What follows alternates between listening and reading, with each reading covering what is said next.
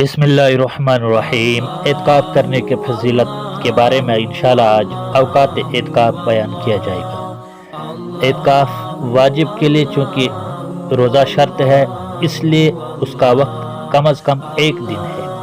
بس ایک دن سے کم مثلاً 2-4 گھنٹے یا رات کا اعتکاف کی منت ماننا صحیح نہیں ہے۔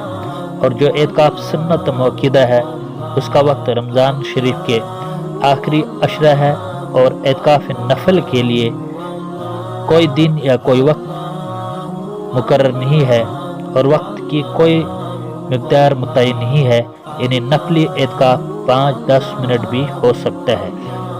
نفلی اعتکاف جب بھی آپ مسجد میں چلے جائیں تو اعتکاف کی نیت سے، چاہے آپ جتنا دیر بھی مسجد میں بیٹھنا چاہے، رہنا چاہے، تو اعتکاف کا ثواب آپ کو ملتا رہے گا۔ اس کے لیے کوئی وقت متعین نہیں ہے، کوئی وقت مقرر نہیں ہے۔ البتہ